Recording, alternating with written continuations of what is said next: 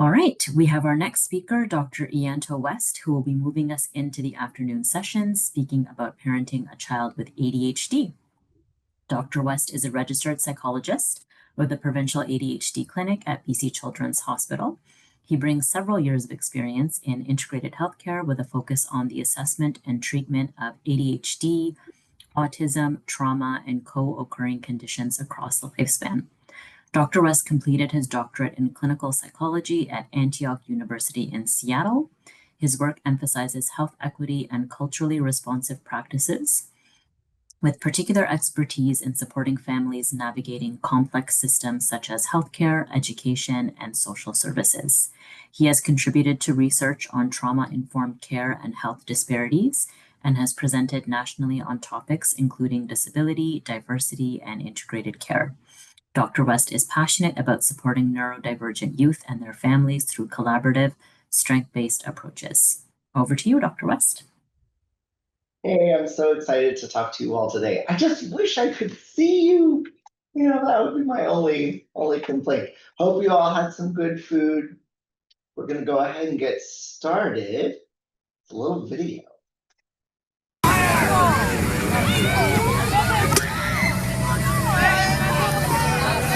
Somebody gave me fire! So, picture this. You've actually found a nice group of parent friends. You got invited to the kid's birthday party. You arrive late because that's how it goes. But everyone else's kids are sitting down playing quietly, peacefully, together. And the moment you sit down, you blink, rookie mistake, I know, and you see your kid is clear across the room, basically at the other end of the house, pulling out a fire poker.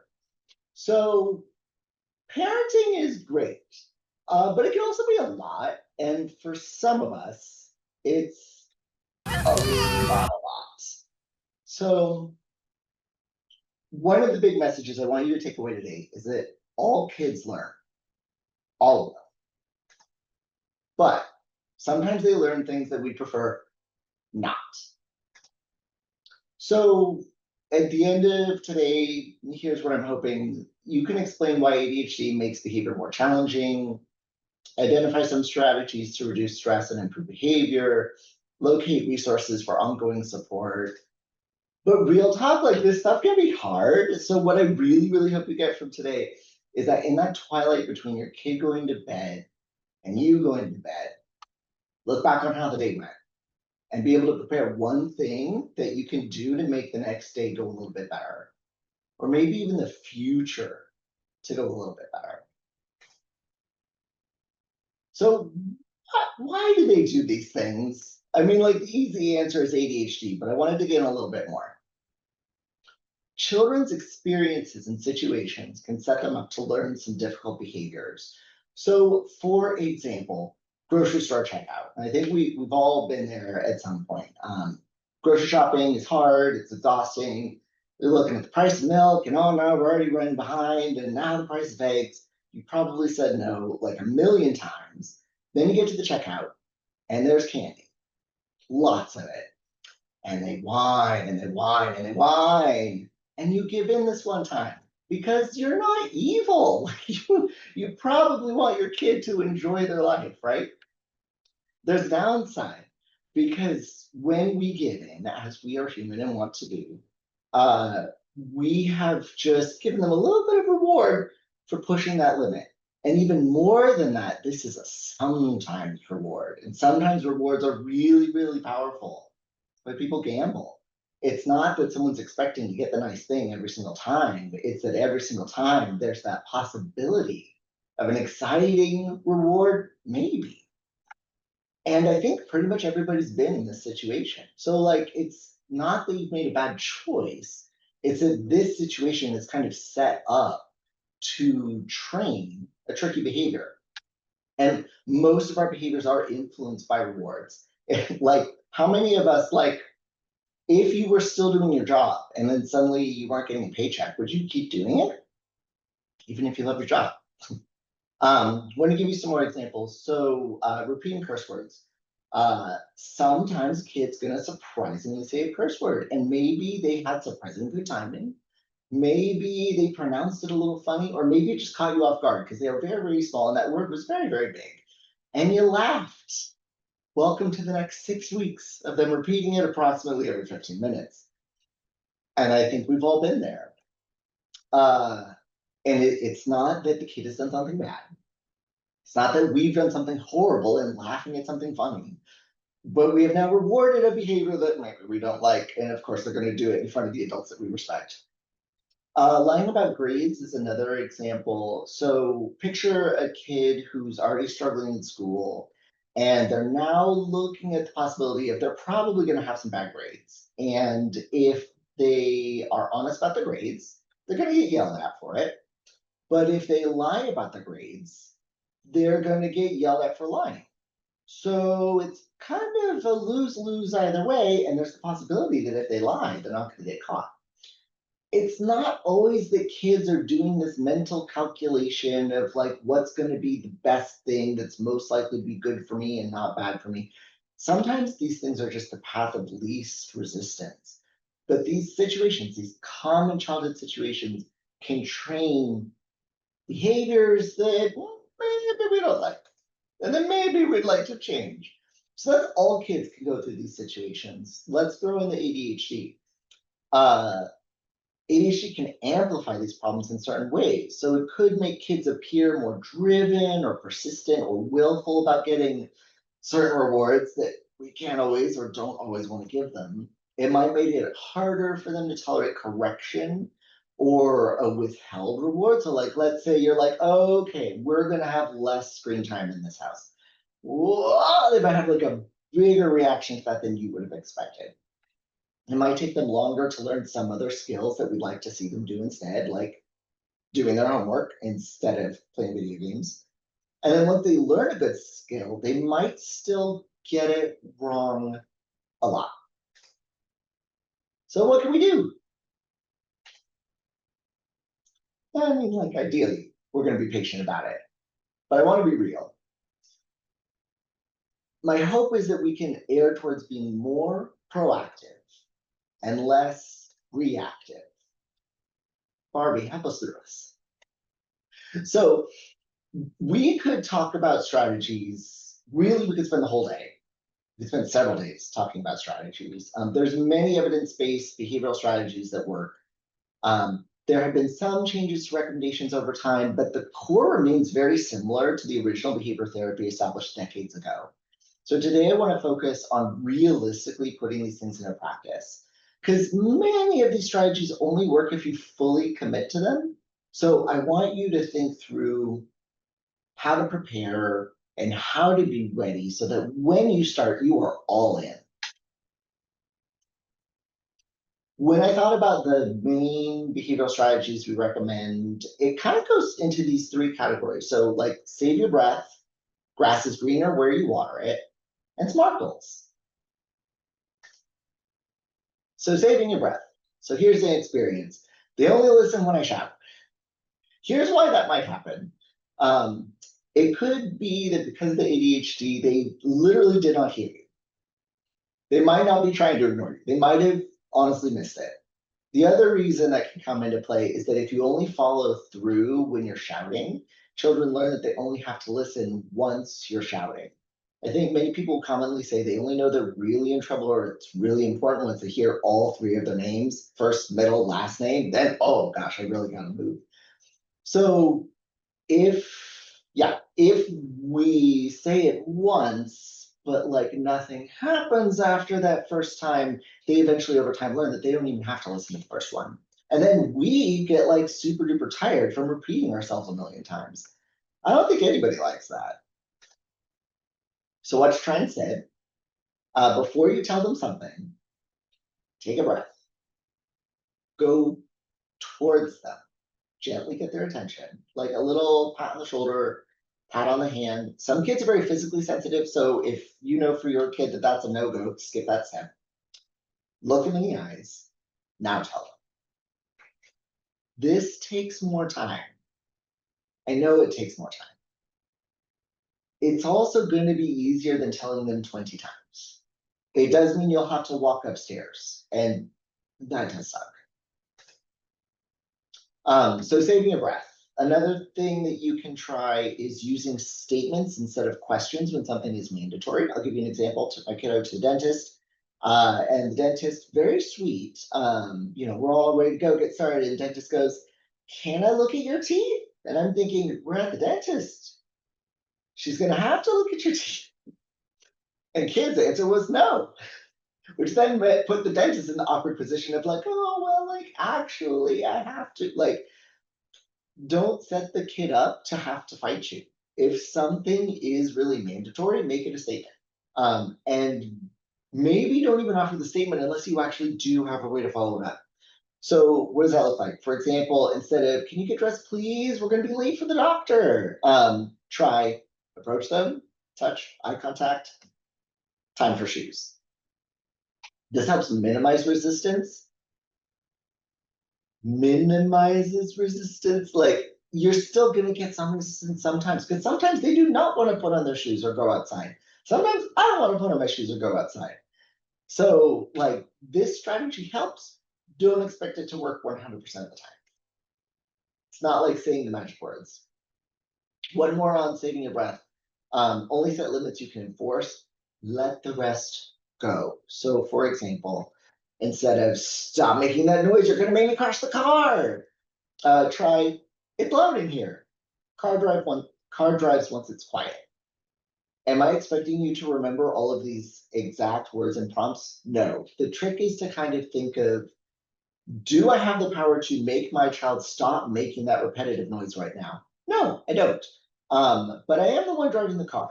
I'm the adult that is driving the car right now. I can choose to pull over. I can choose to turn this car off. Will there be consequences for us? Yes. But that is the safest choice that I have available to me. And I do not have the physical capacity to make my child stop making a noise.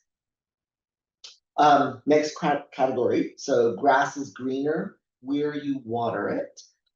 Kids with ADHD get a lot of negative criticism. This has consequences.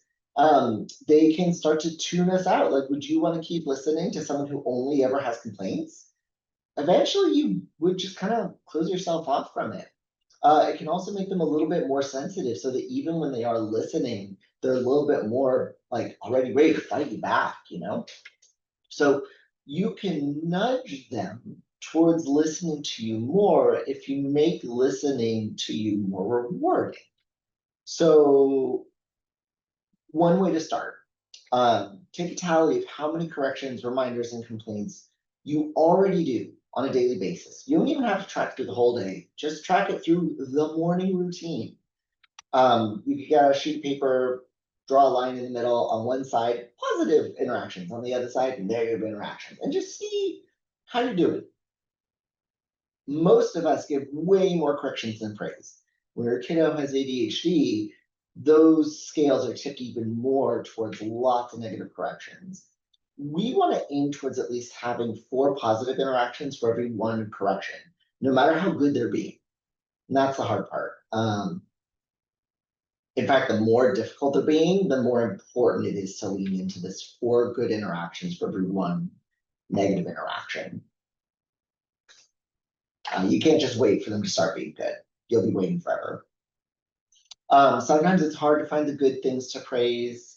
Building in more positive activities can help to shift things. Play is a great way to build connection and improve listening.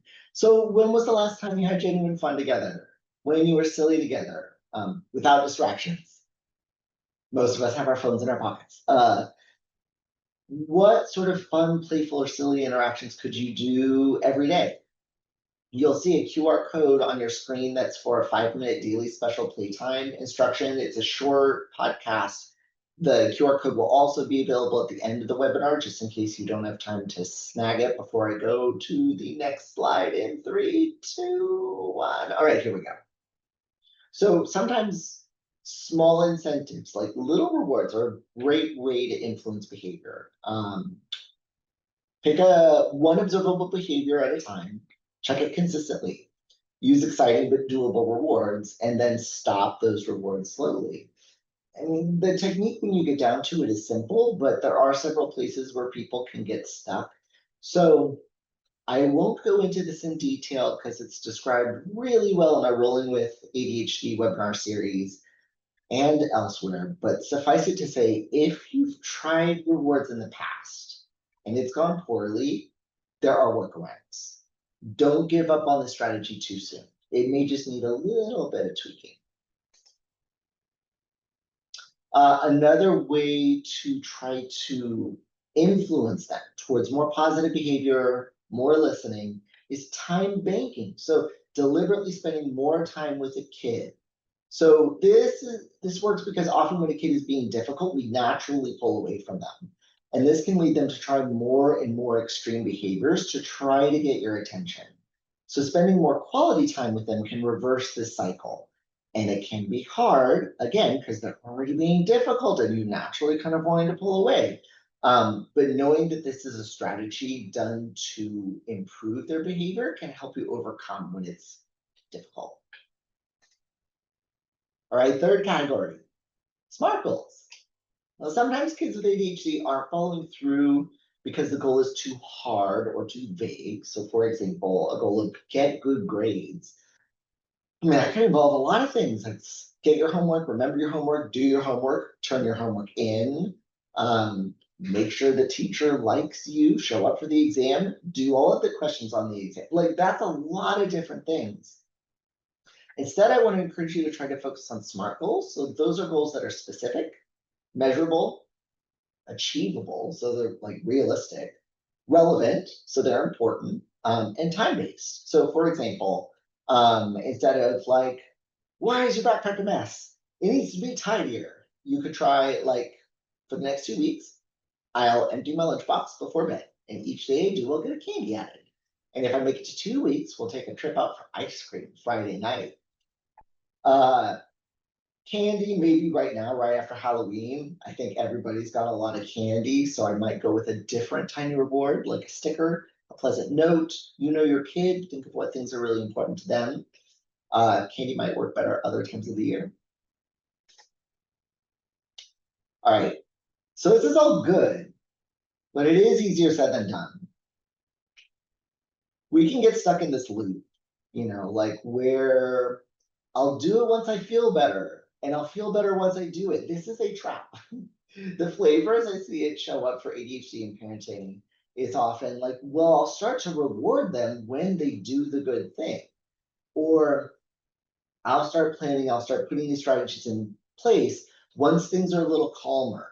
Like once I have a bit of free time, dum, dum, dum, it's like never gonna happen. Because as soon as you overcome like whatever the difficulty is right now, there will be new difficulties. Parenting is that unending task. You clean laundry, they make new dirty laundry. It just never ends. So I would like to invite you to try to start even if the things that would help you start are not present yet. This is kind of what I'm thinking. So it's hard to plan when you're already exhausted. And some of the techniques that we recommend are harder before they get better. And that's hard when you're already tired. So here's some tips to consider. Set the bar lower. Pick your battles. Like, no, that's too many. No, that's still too many. You got to put some of those back. And then probably still take 5 more battles and push those aside. Or another way to think of it is if you are juggling a lot of things, try to figure out which balls are rubber versus glass. Because some of these things you can drop and pick it up again later. And other things, if you drop it, there's going to be a permanent consequence. Don't drop those. Prioritize those. Another way to think of it is doing it with more support. So I sometimes use a metaphor of a bullseye. So picture in the center of the bullseye is people in the worst possible state you could be in your life.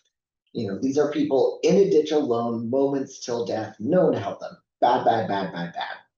If you were to go outside to the next largest circle, things are still grave. Like if they're in the hospital, very bad condition, but there's someone there to hold their hand.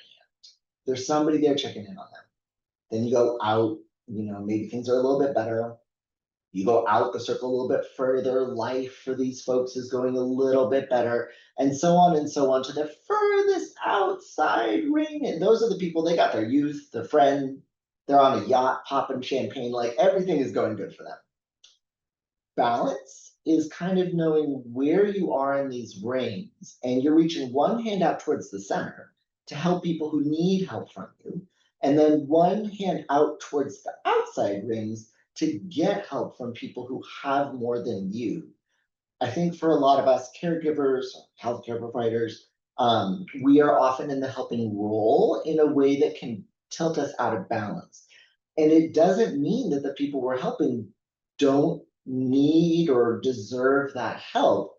It's just that our approach, like our position and our balance, is out of whack. So take a moment to take stock of kind of where you are. And before you try pulling that arm in to help less, try instead to reach that other hand out a little bit. Another thing to consider is maybe whole family well-being first. So what I mean by that is when you pick what things you're going to tackle first, maybe aim for the things that are they going to be most important for your child? Maybe not, but will they bring your family into balance faster? Do that first. It doesn't mean that that's going to be what you strategically choose forever, but like if you're totally overwhelmed and you can't even get started, maybe you want to focus on things that are going to refill your cup so that you have the capacity to take on those bigger challenges later. The extinction burst. Okay. So imagine you have a little pigeon and you've trained it to get a little treat if it presses a little button. Press a button, get a little treat. Press a button, get a little treat. Press a button, get a little treat. If we change the situation so that when they press the button, they no longer get a treat, eventually the pigeon stops pressing the button.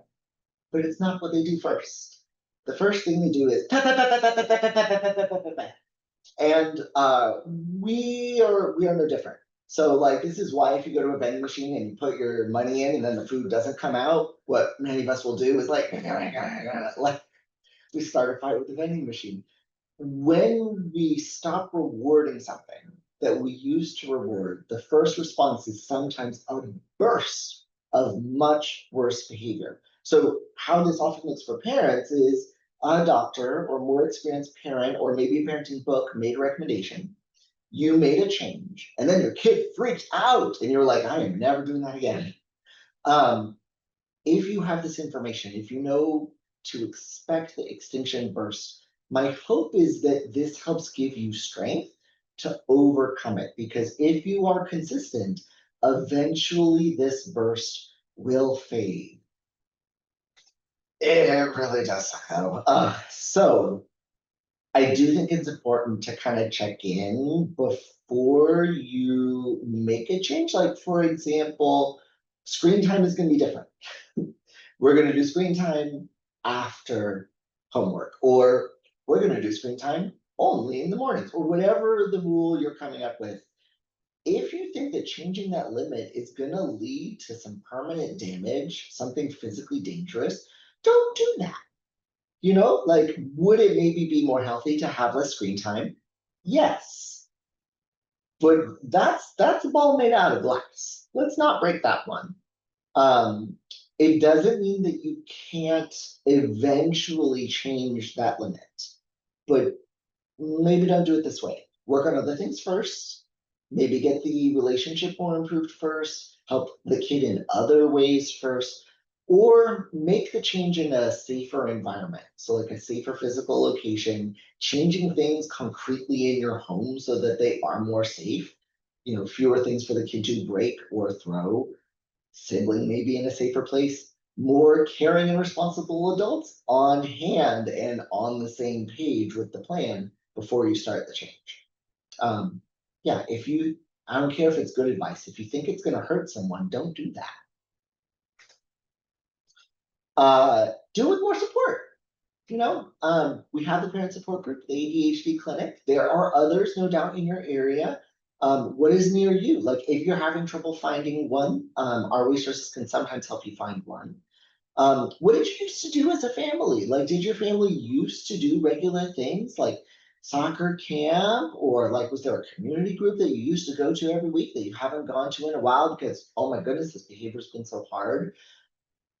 Think about being regular and reestablishing these connections so that you can build in more social support. Again, easier said than done. That one is going to take more time. And also, the sooner you start, the sooner you're going to have those connections. So there's a reason why this is hard. It can get better with some strategies and some patience. I encourage you to feel bold to break out of a pattern, try something new. You can always try something else later. And you're not alone in this. And if you are, I want you to get more support before you make changes. And just keep going, like this, like I said, this stuff is hard. It can be endured, things can be improved. Sometimes it takes time. So if you missed it before, here are those QR codes. So rolling with ADHD on the left, 5-minute special playtime on the right. I'm just going to go ahead and leave this up here for a couple of moments. Awesome, great. So I'm peeking at the Q&A. So far, I'm mostly seeing medication-related questions. Like I said, these are tried and true interventions. They've changed a little bit over the years, mostly in terms of making them a little bit more palatable to parents and a little bit more realistic. So there's been more strategies in ways to customize these for individual families and ways to start smaller. Whereas I think decades previous, the rules were a little bit more, you have to do it this way. And if it's not working, you did it wrong. But the core research underlying why these things work remains the same. So this is a question about implementing token economy for getting ready on time, but what if they don't get ready on time and meltdown before the bus? Oh, relatable. So token economies are tried and true, and I have often seen them fail. There's a number of reasons. I think one of the most common is that we've set that bar too high for the kids. So just like getting good grades, being on time relies on a bunch of different behaviors. So what might work instead is trying to see what specifically needs to happen in order to get out the door on time. With some kids, there's a pretty obvious place where they're getting stuck. And sometimes we don't even need to add a reward. We can just problem solve around like, what is the issue? What is the issue they're getting stuck with? One really common one is choosing what to wear. So if that's the thing the kid is getting stuck on, then before bed, we can like choose them. Like we're gonna look at the weather and then we're gonna choose the outfit and then it's all laid out like a runway, ready to go in the morning. What else are really common ones? Kids with ADHD, also just kids in general, don't have a great sense of time. And so when we're prompting them to get ready, we might be, rushing to get ourselves ready, getting breakfast ready, and then we shout, like get it together, like get clothes on, and they might hear that or might not. And then they might go, oh, right, I do need to do that. I need to get my clothes. Where are my clothes? I have laundry. Boy, what is going on today? Like thinking about the day, and then while they're looking for their clothes, they find their toys, or they give back a like in a minute, or I will, which then successfully makes us like back off until they're getting late. We're getting more and more and more and more intense. And then before you know it, you have a huge fight. No wonder they melt down right before the bus. I would too. I don't like being late. It makes me feel stressed. So look at what the micro skills are for getting out the door on time and focus on those skills first. Maybe even letting them be late. That sounds like it's breaking the law, right? But I want you to start with what's doable, not just like what we would want to see. let's see. I don't see anybody unmuting yet. Let's see. There's another question here in the Q&A. Ooh, and it jumps around for new ones. There's how do you reestablish connections to the family when kids don't want to do anything with one or of two parents because the parent doesn't think the child has ADHD?